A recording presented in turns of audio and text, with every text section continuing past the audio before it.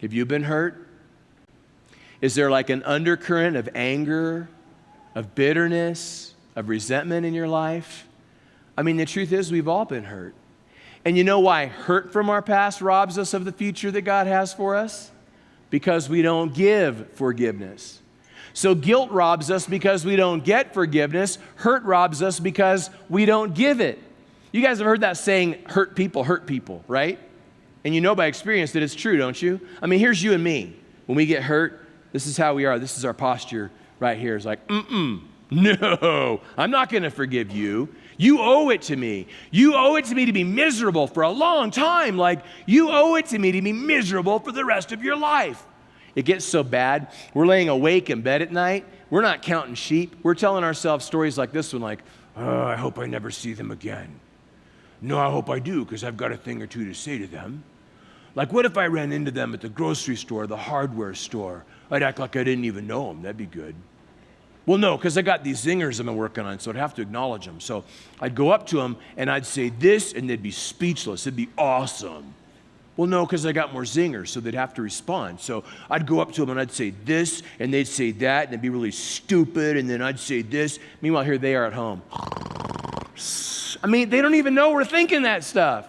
Or worse, they know and they totally do not care. This is why we say that forgiveness is a gift we give ourselves. When I forgive that person who's hurt me, it effectively ends any control that they have over my life. Now, if you've been hurt recently or deeply, I know what you're thinking. I can read it like a thought bubble over your head. Who is this guy and who invited him? Right? Because it's like, who am I? I don't know what they did. I don't know how much it hurt. Who am I to tell you to forgive? I understand that. Maybe it would help if I differentiated between two very different things. There's a world of difference between reconciliation and forgiveness. I'm talking about forgiveness.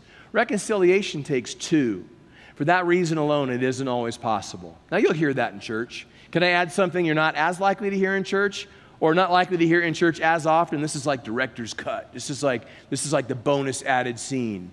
So I would say that not only is reconciliation not always possible, but it isn't always, not in every single last situation, desirable.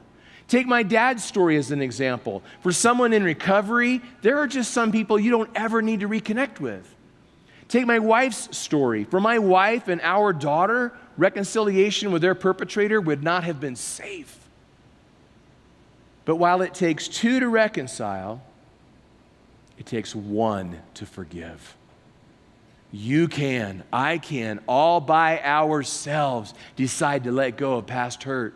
Yeah, but Alan, if I forgive them, I'm saying that what they did wasn't wrong. I'm saying that it didn't hurt. You'd be saying no such thing. You know what you'd be saying to them? You'd be saying what you did was wrong, what you did hurt, but holding this relational IOU over your head is tearing me up, so I'm tearing it up. I refuse to lose another day of my life to this feeling of angst that I have had 24/7, 365 for longer than I care to admit, so I'm letting go of past hurt. If you allowed a handful of hurtful memories to control your life, to define you, to tell you who you are, you know those things that hurt you, they're a part of your story, but that's not the whole story. God is still writing your story. And guys, this is one more of those things where we get to say, enough is enough. Going forward, I'm not going to live from this hurt place anymore. I'm going to live from this forgiving place instead. To live heroically